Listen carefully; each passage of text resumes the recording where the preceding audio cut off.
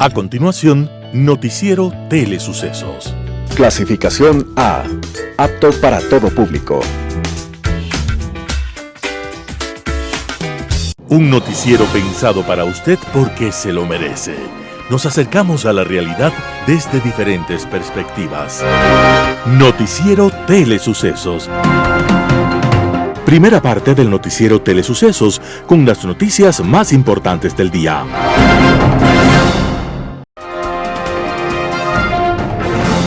Bienvenidos a su Noticiero Telesucesos. Este espacio informativo llega gracias a Preescolar El Parque.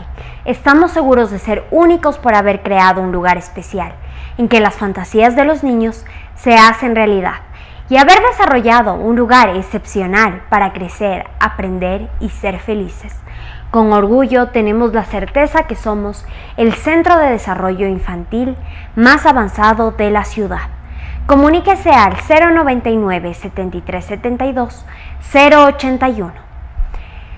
Sean ustedes bienvenidos a su Noticiero Telesucesos.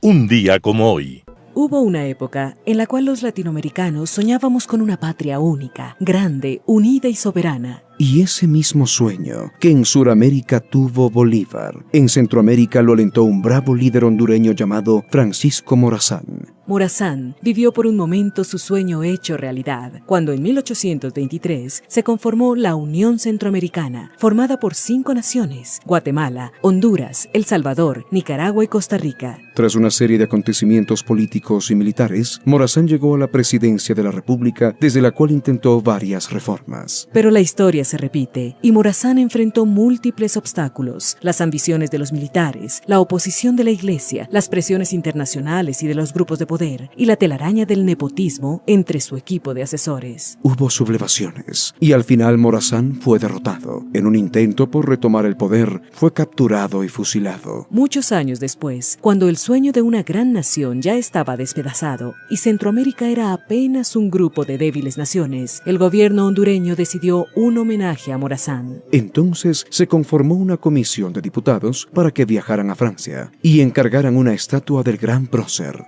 Pero los diputados en París se dedicaron a todo tipo de excesos y placeres y se gastaron todo el dinero dispuesto para ordenar la escultura. Y al final, con los apuros, compraron una estatua de un desconocido lugarteniente de Napoleón y la llevaron a Tegucigalpa, como si fuera de Morazán. Francisco Morazán, el patriota hondureño, fue fusilado un día como hoy, 15 de septiembre de 1842. Y más allá de las estatuas que no son, su sueño de unidad alguna vez se levantará en la conciencia de los pueblos. Las principales noticias del día. Titulares. La Unión Europea presentó programa para fortalecer el sistema de prisiones del Ecuador. Líder de los Lobos de Quito involucrado en la muerte de Don Nasa quedó libre. La calidad de vida de los ecuatorianos retrocede una década. En el segmento de opinión, que la consulta popular no se convierta en una calificación al gobierno. En política internacional, cambio de discurso. Los editoriales serán de Hernán Pérez Luz, Reconsideración. José Hernández, Isa, ahora abogado de los narcos. Noticias del día. Unión Europea presentó programa para fortalecer el sistema de prisiones de Ecuador. La delegación de la Unión Europea en Ecuador y el Ministerio de Relaciones Exteriores presentaron este martes 13 de septiembre un nuevo programa de emergencia para fortalecer el sistema penitenciario ecuatoriano, sumido en una crisis desde el 2020 que acumula más de 400 asesinatos en sus cárceles. El programa, que es una respuesta de la Unión Europea a un pedido formulado por el gobierno para enfrentar la crisis penitenciaria, incluye una donación de 2,5 millones de euros, 2,49 millones de dólares, dirigidos a la aplicación de estrategias para hacer frente a los agudos problemas carcelarios que afronta el país suramericano. El plan tendrá una duración de 18 meses y financiará actividades relacionadas con el fortalecimiento institucional, protocolos de gestión penitenciaria, dotación de tecnología y capacitación a servidores carcelarios en el combate a motines de reclusos. Durante la ceremonia de lanzamiento de la iniciativa, el canciller del Ecuador, Juan Carlos Holguín, aseguró que la batalla contra las estructuras criminales, la violencia y la inseguridad dentro y fuera de las cárceles requiere del apoyo de la comunidad internacional. Esas batallas las tenemos que abordar no solo desde el gobierno, sino precisamente desde un trabajo mancomunado entre instituciones del Estado y organismos internacionales, señaló Holguín. De su lado, el embajador de la Unión Europea en Ecuador, Charles Michael Gers, expresó su satisfacción por colaborar con Ecuador a través de este tipo de programas de cooperación. Además, la Cancillería aseguró que la implementación del programa refleja el firme compromiso de ambas partes para combatir al crimen transnacional organizado en todas sus formas y con estricto respeto a los derechos humanos. Líder de los Lobos de Quito, involucrado en muerte de Don Nasa, quedó libre. Jonathan Fabricio P., líder de los Lobos en Quito, involucrado en la muerte de Miguel Ángel Nazareno, quedó en libertad. Un juez dispuso sustituir la prisión preventiva por presentaciones periódicas, prohibición de salida del país y el uso del grillete electrónico. De esa decisión también se beneficia Eduardo Fernando B.V., otro de los implicados por el secuestro extorsivo con el resultado de la muerte de Don Nasa. El cuerpo de Nazareno fue encontrado sin vida la mañana del 14 de abril en un camino de tercer orden de la parroquia de Amaguaña, en el suroriente de Quito. Él lideraba una red de captación de dinero denominada Big Money, que era conocido en Quevedo, en Los Ríos. Antes de su muerte, Nazareno había sido visto en un recinto militar de la capital. El juez de garantías penales decidió este cambio, según explicó, con base en el argumento de que la Fiscalía no recolectó suficientes elementos de convicción en la etapa de instrucción fiscal para mantener a los involucrados con prisión preventiva. No obstante, la Fiscalía indicó que presentó al juez varios elementos que levantó en esa etapa procesal y que vinculan a los procesados al delito, principalmente la pericia de identificación fisonómica y versiones con las que se vinculan a los procesados en el delito.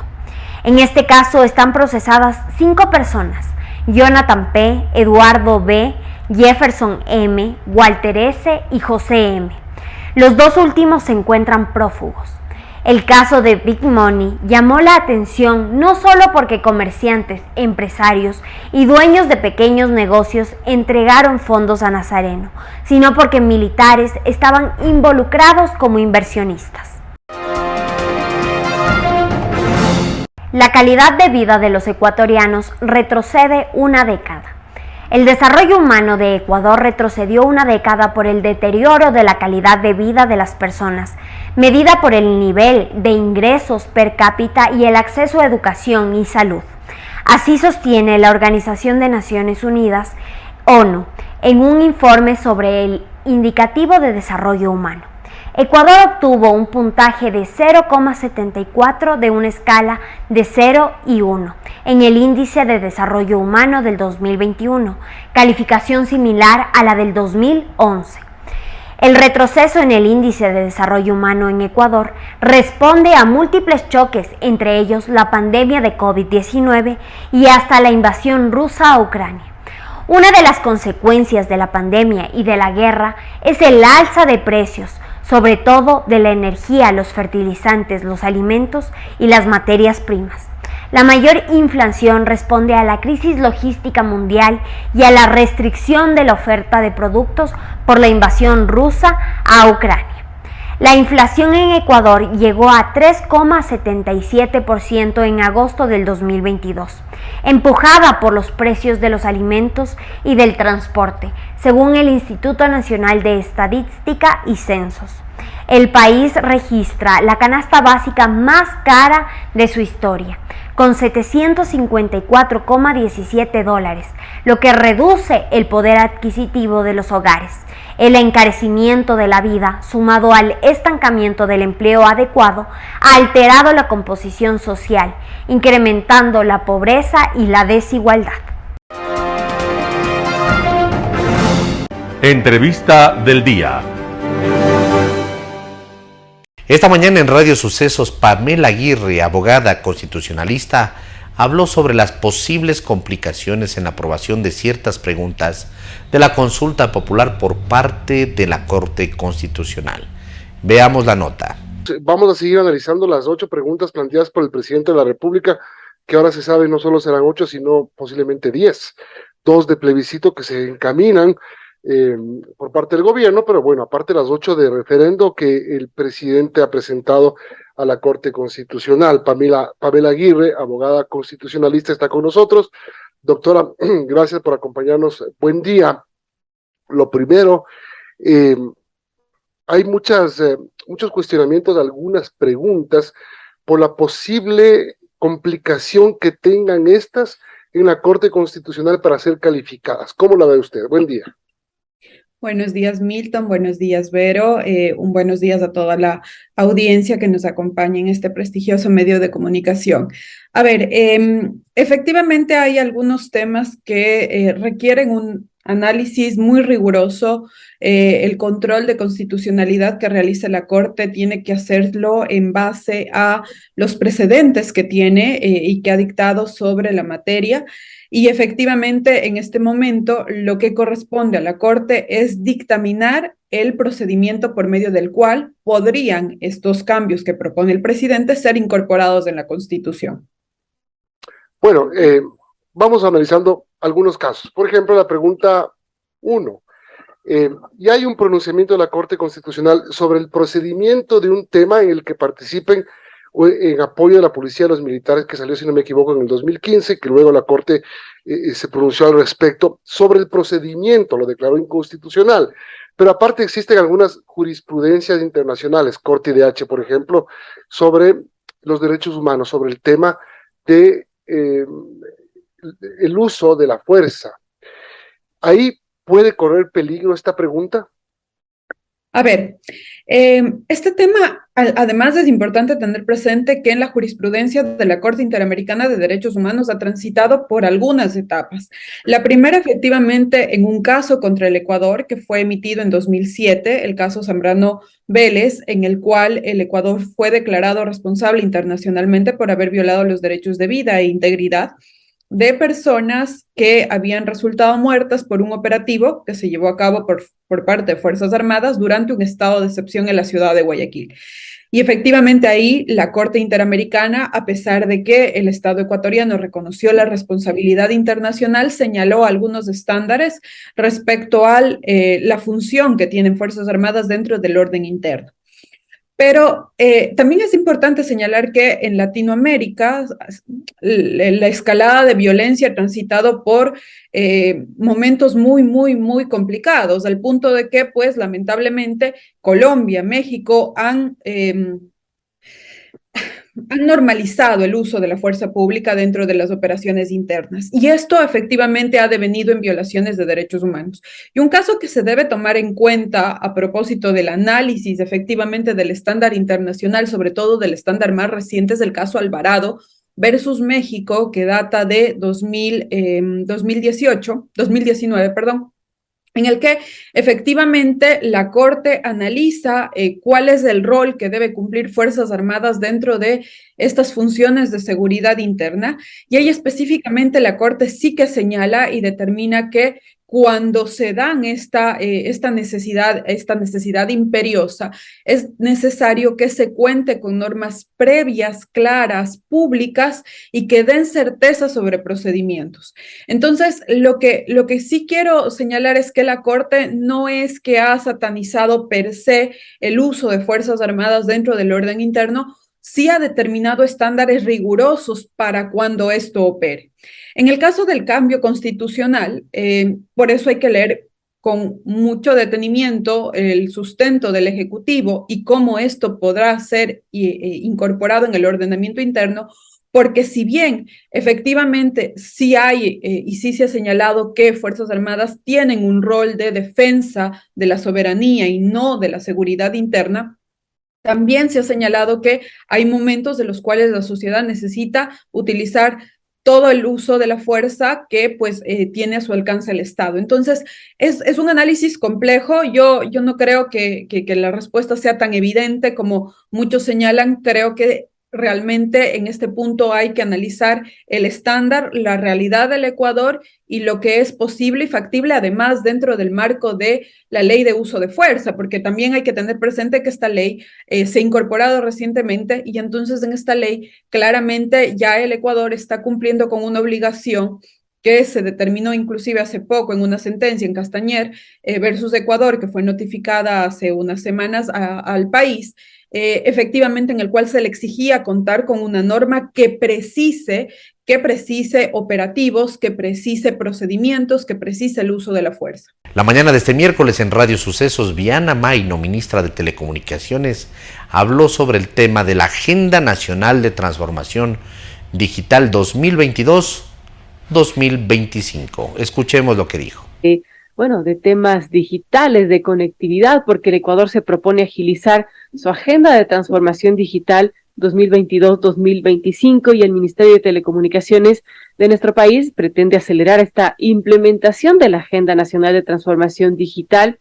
Y vamos a un paso acelerado y en cada uno de los sectores creemos desde el Ministerio de Telecomunicaciones que vamos a llegar a un año antes, en el 2024, así lo ha dicho la ministra Viana Maino durante la presentación de esta agenda, y justamente sobre eso vamos a preguntarle a la ministra Viana Maino, ministra de Telecomunicaciones, sobre los avances de la conectividad y sobre esta agenda 2022-2025 que podría culminar un año antes. Qué buenas noticias, ministra, gracias por estar con nosotros, bienvenida. Y cuéntenos qué se han hecho, qué hitos se han alcanzado en este primer año de gobierno y cómo está avanzando esta agenda que, se plantea culminar en 2025, pero que tiene buen paso de avance y podría incluso terminar un poco antes. Bienvenida, le escuchamos, ministra. Su micrófono, por favor, que no la escuchamos por acá. Perdone, sí. Decía que agradezco mucho a Radio Sucesos por recibirme y a usted, estimada Verónica. Buenos días a todos nuestros oyentes que amablemente nos acompañan. Efectivamente, en el Mintel, nuestra línea base de acción, la que hemos manejado prioritariamente durante el primer año de gestión que tenemos, y luego viene la transformación digital, que es la agenda, los subsiguientes meses. El pilar fundamental, decía, es la conectividad. Todos los procesos privados, públicos, comerciales, inclusive individuales, las personas, necesitan conectividad. Y por eso hemos llevado a cabo y seguimos una cruzada muy fuerte por la conectividad. ¿Qué hemos logrado? Hemos logrado durante estos meses de gestión, 15 meses, casi 16, vamos ya por 53 nuevas parroquias conectadas. ¿Qué quiere decir esto? Para que tengamos la relación, normalmente eran 10 por año. Hemos conectado 53 en este plazo, que es muchísimo más. En cuanto a población, obviamente también impacta a una población mucho mayor. Seguimos en esa línea. También tenemos 6.123 puntos Wi-Fi gratuitos. ¿Y por qué es importante? Porque estos Wi-Fi también están conectados en esas localidades que no tenían conectividad, pero en centros de servicios públicos. Entiéndase, escuelas, centros de salud y juntas parroquiales o municipios pequeños de esas comunidades. ¿Qué logramos? Dar el servicio público de salud, de educación o político propiamente, gratuitamente, tanto a los funcionarios como a las personas. Y ese Wi-Fi tiene 300 metros de radio. Por ende, también lo da alrededor. Y la tercera cosa es repotenciación, para terminar con conectividad. De 2G a 4G, solo voz a audio. Quiere decir que prácticamente, solo voz a internet, que prácticamente recién le llevamos la conectividad a esas personas que son más de 1000 repotenciaciones de antenas. O sea, recién llevar internet en 1000 antenas. En número de personas, eso significa entre las nuevas parroquias, los Wi-Fi gratuitos y las antenas repotenciadas, todo esto ha sido gratuito para la comunidad. Nadie ha pagado un centavo por lo que estamos hablando. 3.3 millones de personas. 3.3 millones de personas a las que se ha llevado conectividad que antes o no tuvieron o solo tenían voz. Un panorama de noticias para su estatura intelectual.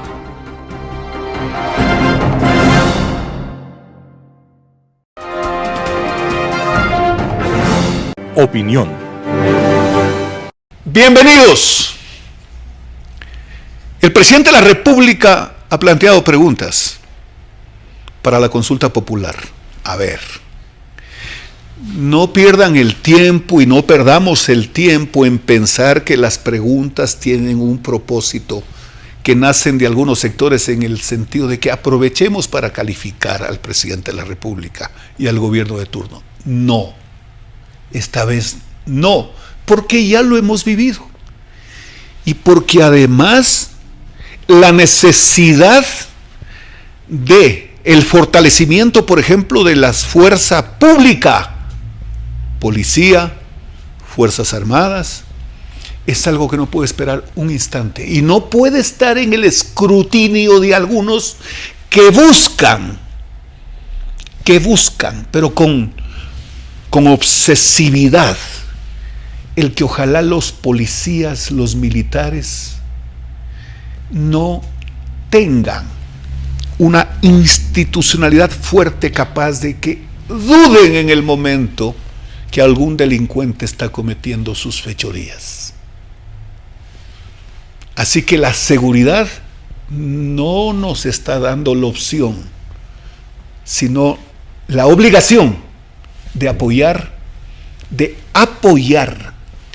el que el Estado ecuatoriano, a través de sus instituciones, fortalezca en infraestructura, en dotaciones y desde luego con una legislación que a quienes actúen en defensa de nosotros lo hagan con la fuerza, la racionalidad que la ocasión demanda. La fuerza coercitiva la tiene el Estado y por supuesto hay que proteger a quienes la ejecutan. Leyendo las preguntas hay otra muy importante, que si es necesario, que si está de acuerdo en la extradición para aquellos que cometen delitos de terrorismo, de organización criminal, etcétera. Pero por supuesto, y solo quiero hacerles notar una cosa, el presidente Petro, aquel que todos los esperaban, todos los terroristas, los narcotraficantes, etcétera, lo esperaban como para medio reinventar su accionar, medio como reposicionarse. Ocurre que en el tema de la extradición, hace pocas horas acaba de firmar la extradición del hermano de la señora Piedad Córdoba a los Estados Unidos por narcotraficante.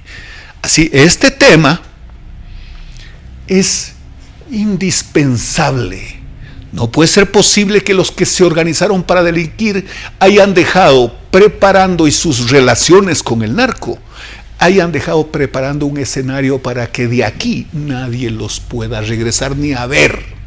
Sí, pues, ¿cuál es el destino de un tipo que metido en este tipo, en estas actividades ilícitas? Ah, no, pues, lo toman preso, lo ponen en un centro penitenciario y de ahí espera cumplir su pena. Y además usa una serie de recursos diseñados, habeas corpus, etcétera, etcétera, etcétera. ¿Qué tiene garantizado el tipo? Todo, pues. Para salir mientras ha transcurrido el tiempo de su pasantía con comodidades, salir y volver a hacer su actividad delincuencial. No, pues, no. Alguien en ese tipo de actividades tiene que ser extraditado. No hay más. Eso, ¿usted está de acuerdo? Eso no le interesa a este gobierno. No le interesa al gobierno que vendrá mañana. No. Nos interesa a la sociedad. Porque claro, pues, ¿quién no va a tener temor de ir a parar con sus huesos en un sitio de donde no va a retornar? Hay un tema bien importante. ¿Usted está de acuerdo con quitarle al Consejo de Participación Ciudadana la posibilidad de designar autoridades de control? ¿Quién no está de acuerdo? Usted eligió al Contralor, usted eligió a los fiscales, usted eligió a los superintendentes, etcétera. ¿No es cierto que no? Pero sin embargo dice que ustedes los eligieron. ¿A través de quién? De los que ponían o designaban a dedo. Ponían a dedo. Porque la designación pues a dedo casi como que es un contrasentido, ¿no? Desde la presidencia de la República. Ellos no representaban sino a ellos. ¿Quién tiene que representar? O mejor dicho, ¿a través de quién nos sentimos representados? De alguien que usted lo elige, pues. Ah, es que ya vemos lo que pasa en la asamblea. Sí, pues entonces hay que pensar bien en el análisis, en el personaje, a favor de quién va a poner su voluntad de que lo represente. En la democracia representativa, el representante es el único, el representante del pueblo que lo representa. Y termino.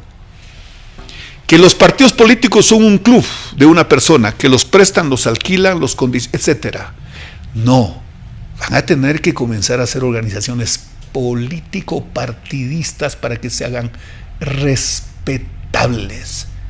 Miren ustedes lo que pasó con el tema de la democracia interna, que no era otro asunto que para el gobierno de entonces, sus candidatos a través del organismo electoral tengan todo el apoyo del gobierno, primero para encubrirlos incluso en cuanto a los aportes y a que no presenten informes respecto de sus aportes y sus obligaciones. Pero claro, y con sus aliados exactamente igual. Y cuando necesitaban deshacerse de un candidato, para eso usaban a la función electoral. Así que los partidos políticos no pueden darse el lujo de seguir viviendo del cuento, del membrete y del número. Están obligados a convertirse en organizaciones políticas, normadas y con reglas claras, con derechos y obligaciones, pero no solo los derechos para los directivos y para los afiliados, con registros claros y permanentemente actualizados. Porque tampoco es que un partido político a alguien se le puede ocurrir decir, aquí está afiliado fulano de tal. Hagamos lo imposible por mantenerlo afiliado, o si es que advertimos que se quiere ir, hay que expulsarlo para que no pueda ir por otro partido a ser candidato. No, señor. Partidos políticos con libertad, con formación a directivos, a candidatos, a militantes, con discusión política en su interior. Esa es una pregunta que el pueblo la demandaba, por lo que se escuchaba. Y por último, que se reduzca el número de diputados. Desde luego, pues, y ustedes tienen la palabra, porque incluso tendrá que la discusión entrar. ¿Cuántos diputados por provincias y en base a qué definición se tendrá que elegir el número de legisladores que se representen en las provincias? ¿Cuántos asambleístas, perdón? Hablé de diputados, asambleístas. Qué gusto haber estado con ustedes. Nos vemos la próxima semana. Global Hoy con Alan Carney.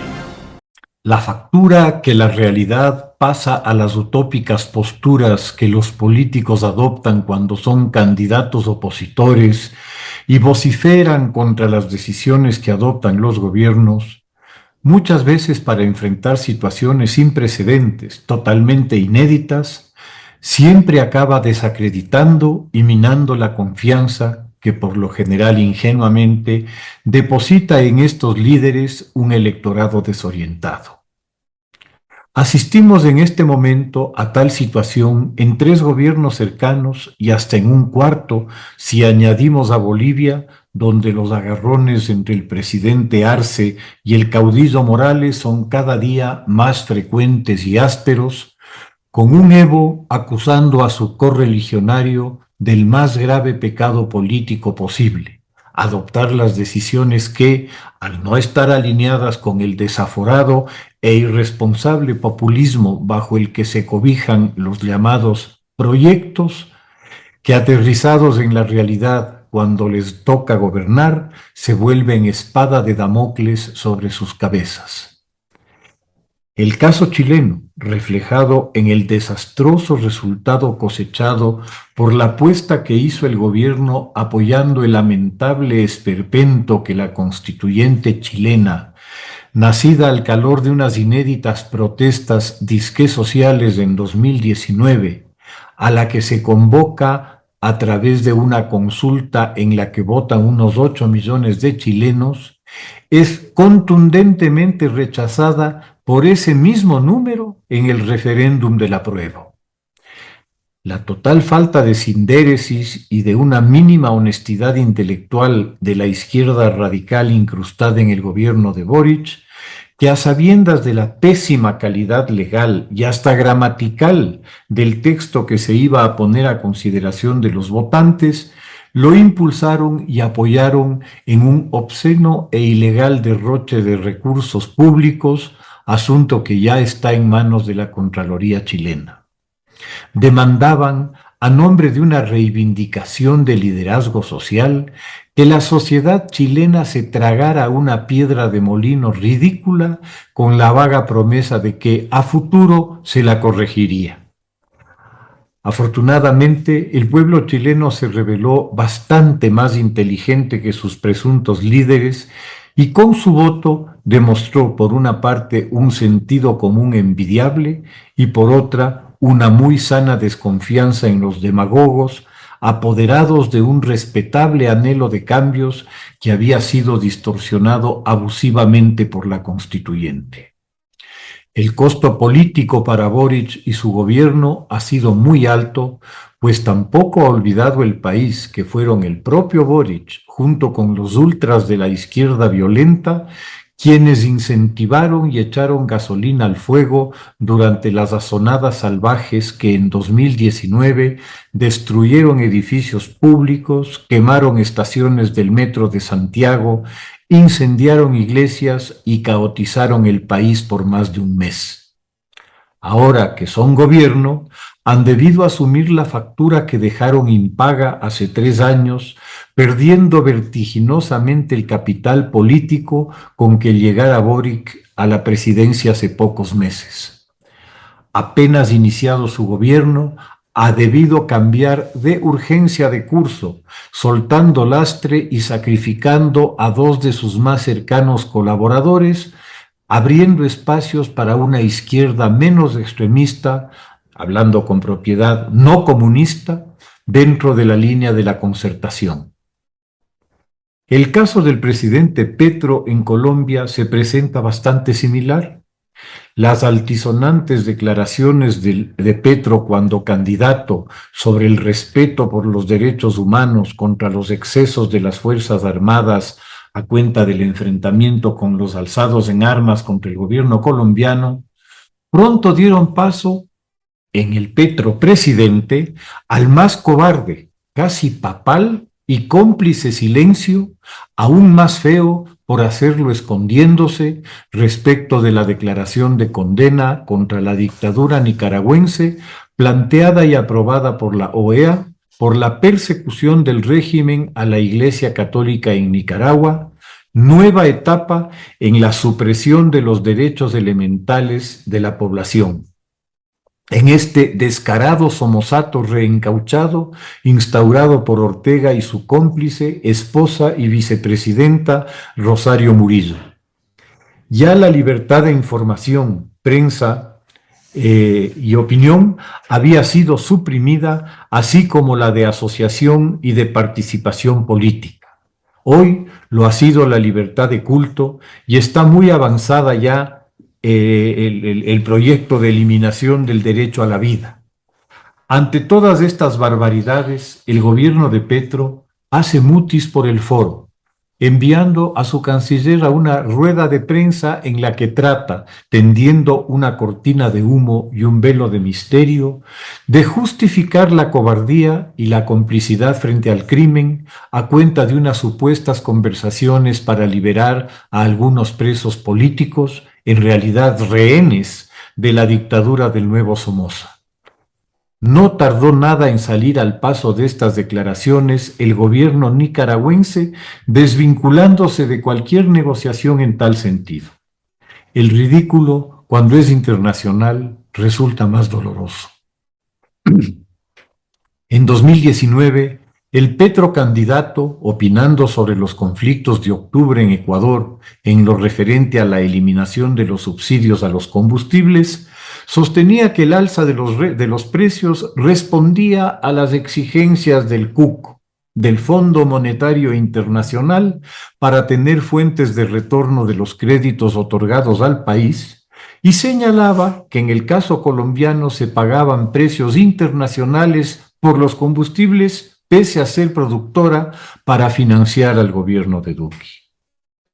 Mutatis mutandi, el petropresidente hoy vocifera en contra de los subsidios con el muy neoliberal argumento de que esos recursos estarían mucho mejor empleados en combatir la desnutrición infantil u otras necesidades más apremiantes.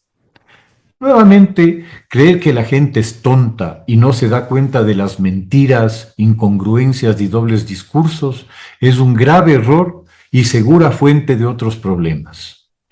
Flaco favor le hace el petropresidente a sus afines ideológicos en Ecuador al dinamitarles el vacío discurso del mantenimiento de los subsidios para el tractorcito, como planteara la dirigencia indígena en sus discursos de 2019 y 2022, con ocasión de las violentas protestas por la eliminación de los mismos.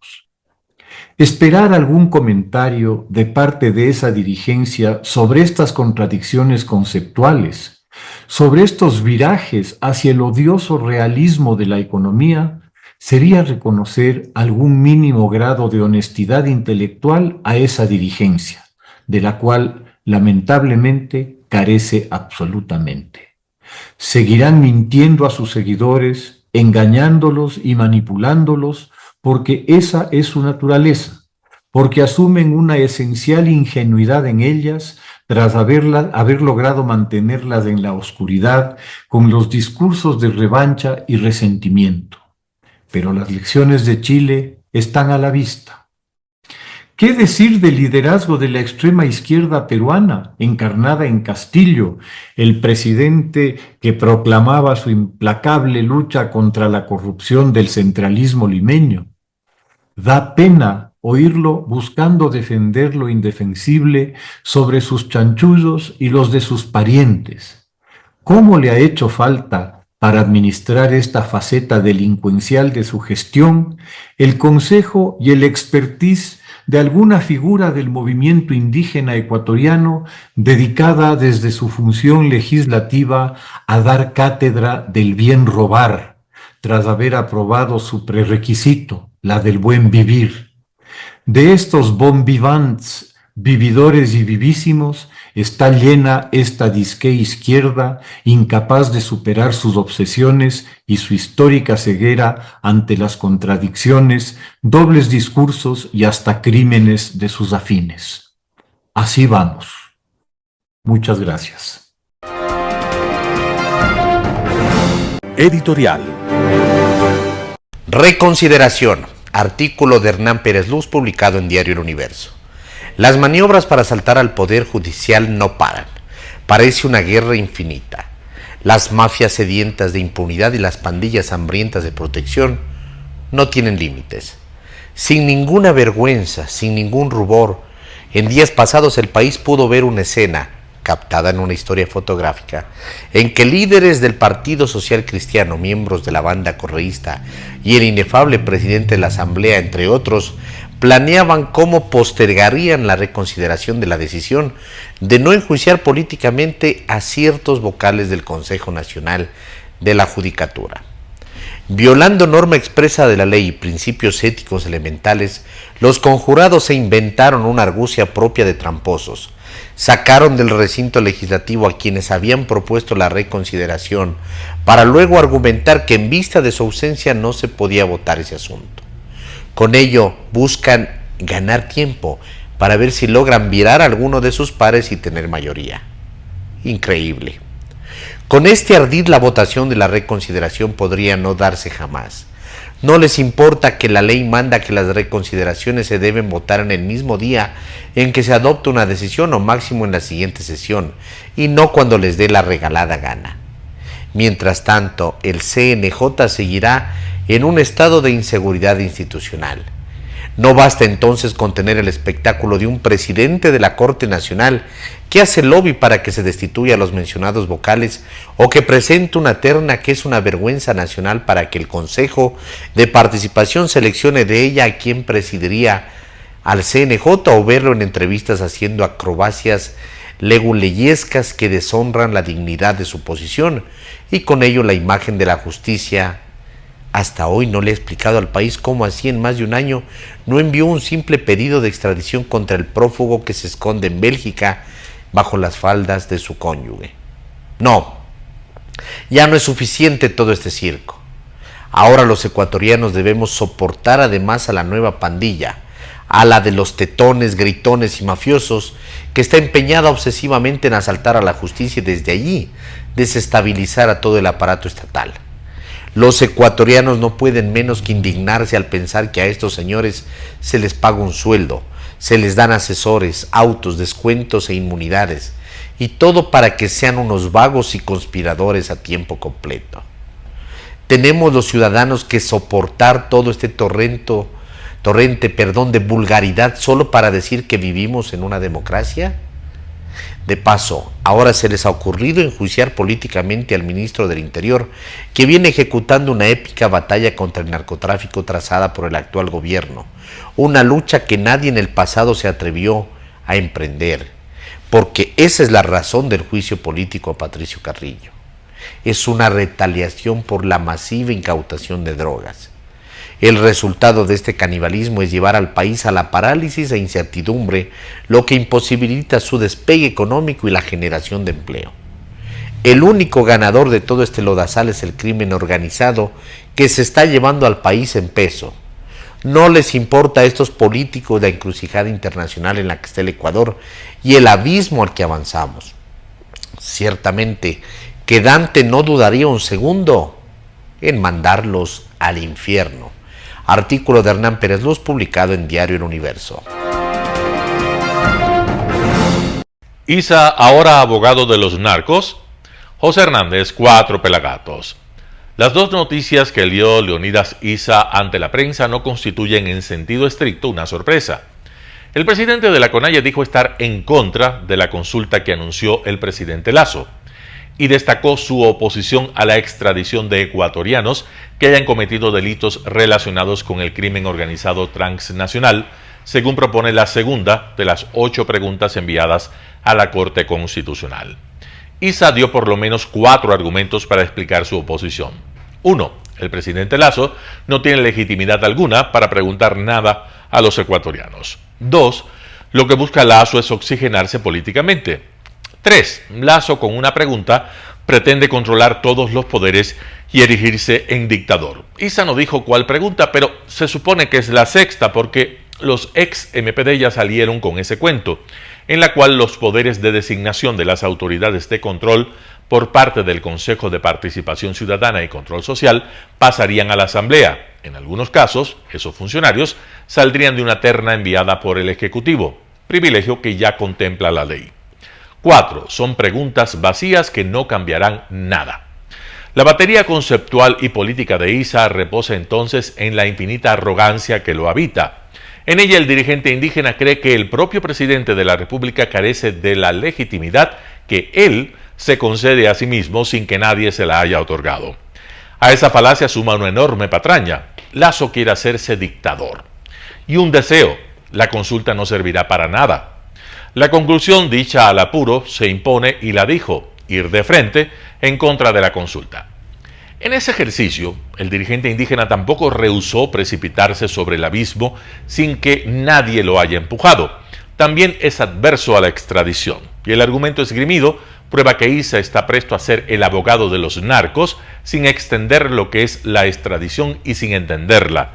La conclusión se articula alrededor de un enunciado: que Estados Unidos limite la cantidad de consumidores y eso resolvería parte del problema.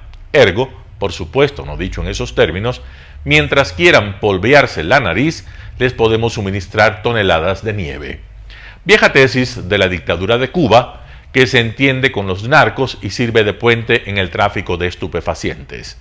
En Venezuela mejoraron la fórmula. Algunas de las cabezas del régimen son también líderes de bandas de narcotraficantes.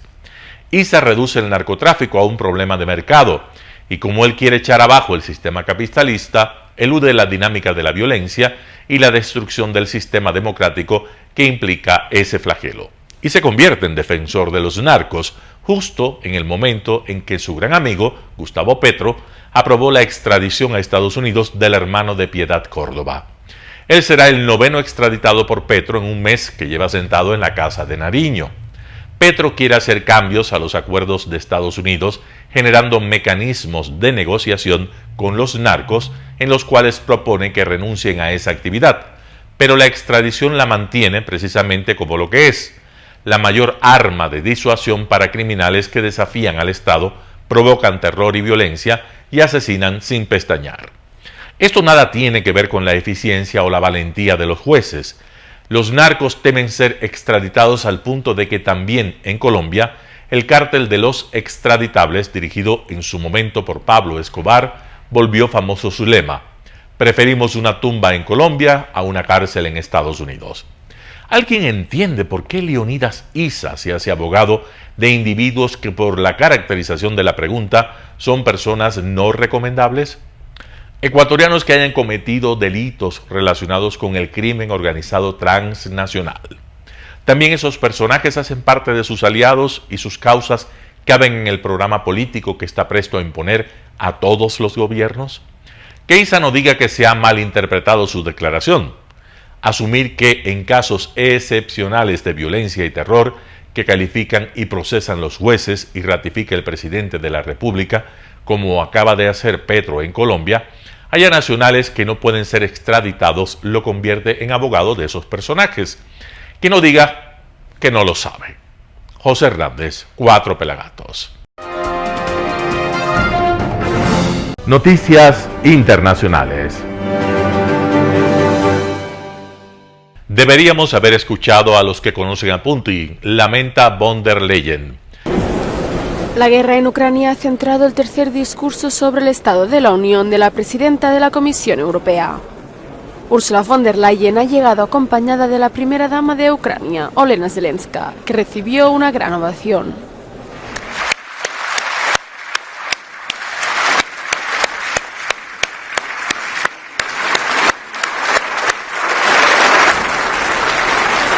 En su discurso, von der Leyen ha dejado claro que Europa seguirá unida en su apoyo a Ucrania con dinero y armas, y ha subrayado que las sanciones contra Rusia están aquí para quedarse. Esto es una guerra contra nuestra energía, una guerra contra nuestra economía, una guerra contra nuestros valores y una guerra contra nuestro futuro. Se trata de la autocracia contra la democracia. Y estoy aquí con la convicción de que con valor y solidaridad Putin fracasará y Ucrania y Europa prevalecerán.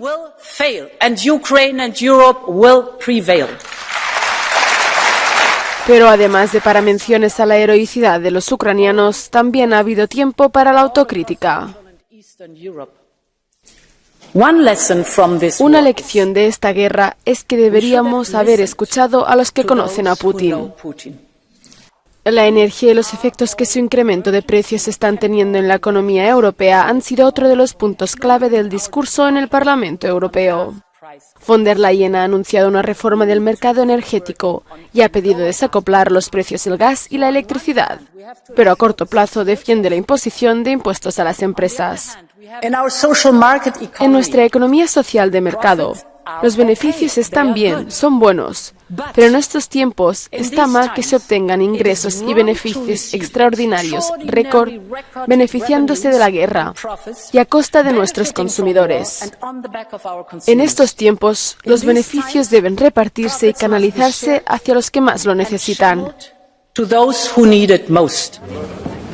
Pero una de las propuestas que más apoyo ha recibido ha sido la de incrementar la lucha contra la corrupción y la defensa del Estado de Derecho en la Unión Europea. Si queremos ser creíbles cuando pedimos a los países candidatos que refuercen sus democracias, también debemos erradicar la corrupción en casa.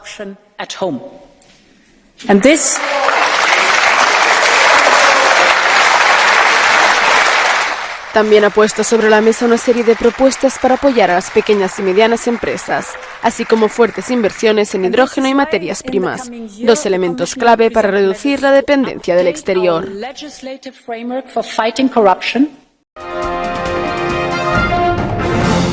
Cargos criminales y multa millonaria para Amplify Energy por derrame petrolero. Tras una investigación del derrame de 95.000 litros de crudo que contaminó las playas de Huntington Beach en octubre del 2021, el Departamento de Justicia de California presentó múltiples cargos criminales por polución ambiental y la muerte de aves protegidas contra la empresa petrolera Amplify Energy y dos subsidiarias. Según la evidencia, la operadora del oleoducto fue negligente, ignoró las alarmas de la fuga y no la reportó a tiempo a las autoridades, dijo el fiscal general de California, Rob Bonta. Ninguna empresa tiene carta blanca para violar la ley. Si contaminan nuestro medio ambiente, el Departamento de Justicia de California hará que enfrenten las consecuencias. Como parte de un acuerdo con la justicia estatal, Amplify Energy deberá pagar casi $5 millones en multas, instalar un nuevo sistema de detección de fugas, hacer más inspecciones visuales y entrenar a sus empleados a notificar de inmediato a las autoridades sobre posibles derrames, entre otras medidas de seguridad. Amplify también pagará otra multa de casi $13 millones tras declararse culpable de cargos federales por el derrame de petróleo. Contaminó las aguas estatales, cerró las playas locales y causó estragos en la flora y la fauna local. Si bien aún se desconoce el costo exacto del derrame, es poco probable que la cifra cubra todos los gastos y daños. Andrea León Grossman, directora de Acción Climática de Azul, dice que se debe hacer más para evitar fugas de petróleo. Cerrar este oleoducto y prohibir nueva extracción de petróleo, no nada más para protegernos en cuestión de derrames, pero en cuestión también de medio ambiente. Verónica Villafaña, Voz de América, Los Ángeles.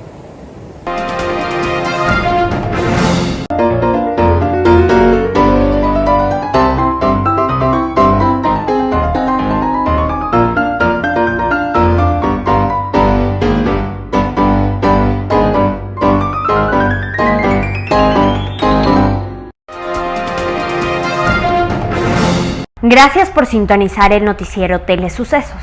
Este espacio informativo llegó gracias a Preescolar El Parque.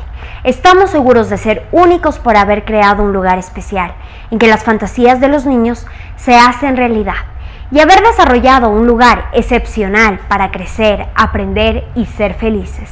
Con orgullo tenemos la certeza que somos el centro de desarrollo infantil más avanzado de la ciudad. Comuníquese al 099-7372-081.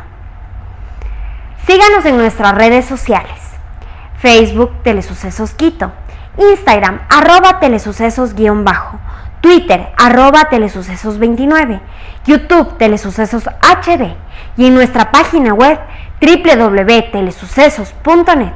Gracias por acompañarnos.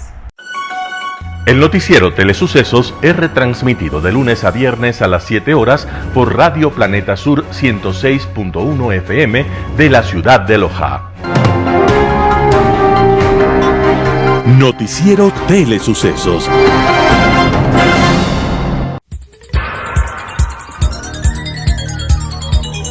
Las opiniones vertidas en este espacio por la producción y dirección del programa son de exclusiva responsabilidad de sus autores y de quienes intervienen en ellos.